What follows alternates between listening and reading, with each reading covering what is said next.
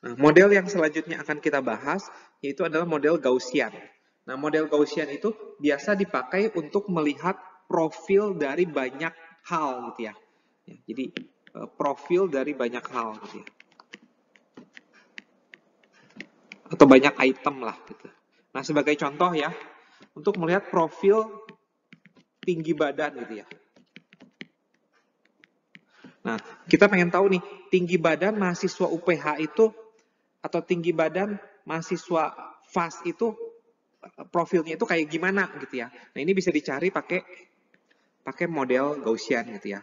Karena profil tinggi badan itu pasti yang paling banyak itu adalah yang paling banyak itu yang rata-rata misalkan 165 nih. Ini paling banyak nih gitu. Jadi makanya dia paling tinggi nih. Nah, kemudian yang tingginya 110 ada nggak? Ya mungkin aja ada, tapi pasti pendek gitu.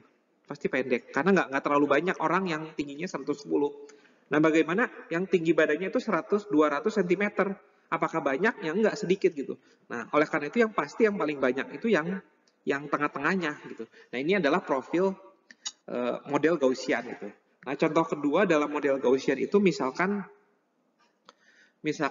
di pabrik Yakult ya, di pabrik Yakult katanya kan satu botol Yakult itu adalah 60 ml gitu. Tapi pasti nggak sih pas 60 ml gitu. Nah, biasanya yang pas 60 ml mungkin banyak ya. Ada banyak, ada misalkan dari 1000 Yakult yang diproduksi, mungkin 500-nya itu pas 60 ml. Tapi mungkin juga ada yang 65 gitu, tapi mungkin nggak banyak gitu. Ada nggak yang 70 ml isinya? Ya mungkin aja, tapi mungkin sedikit gitu. Nah, seperti itu. Jadi model Gaussian itu bisa dipakai untuk melihat suatu profil dari banyak item.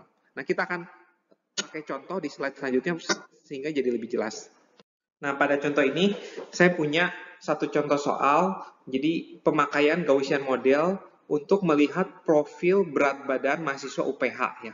Nah, sebenarnya dari contoh ini tuh ada persamaannya, cuman saya nggak bisa tulis persamaannya, jadi saya tulis pakai tangan aja ya.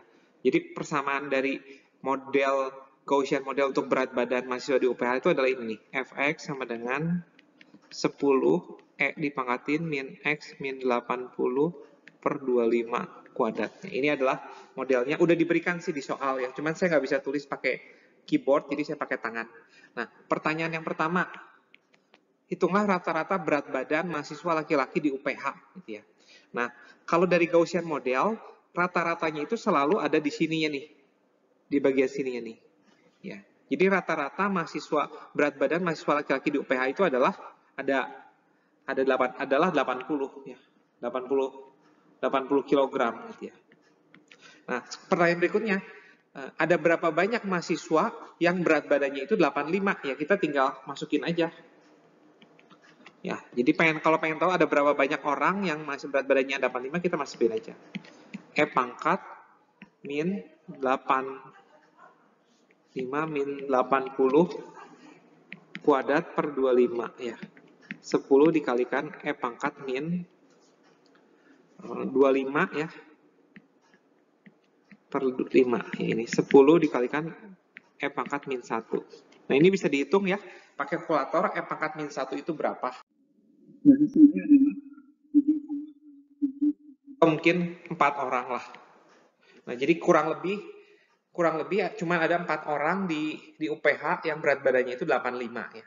Nah, silakan misalkan kalau pengen tahu yang rata-rata itu biasa paling banyak gitu ya.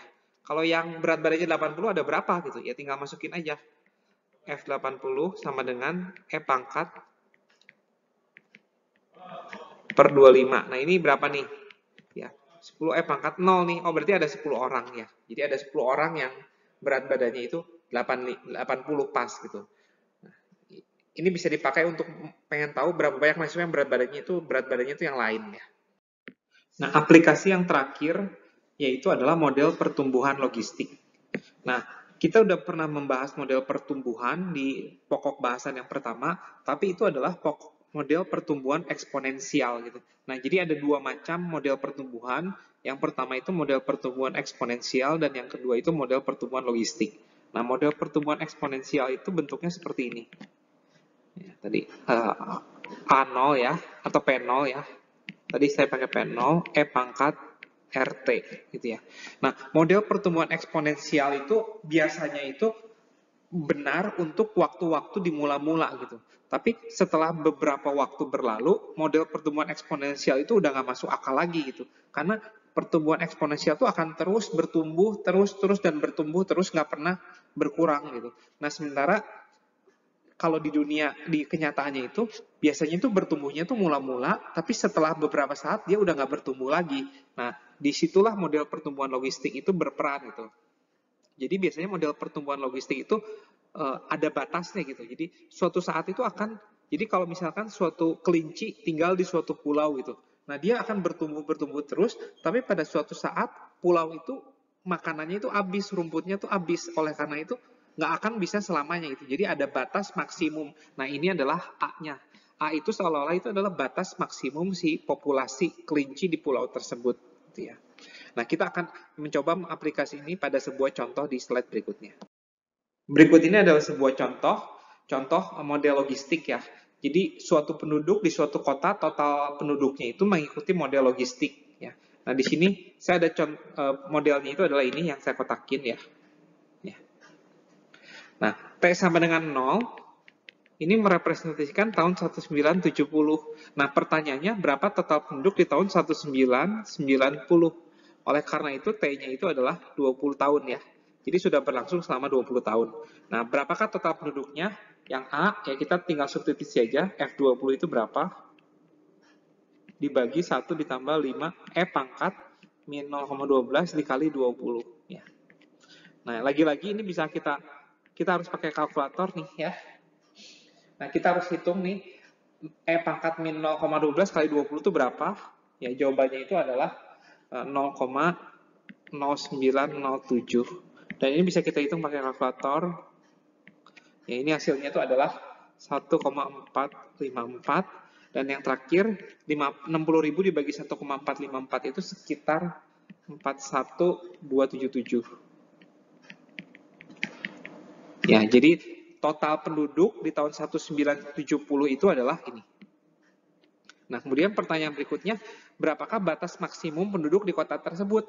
Ya mungkin aja karena kota itu mungkin kecil, ya rumahnya cuma sedikit, jadi ada batas maksimumnya. Nah, batas maksimumnya itu yaitu 60.000 ini. Nah, saya ada satu tambahan soal, berapakah total penduduk di tahun 1970 gitu. Ya. Jadi di tahun 1970 itu berapa? Ya tinggal kita substitusi saja F0 ya.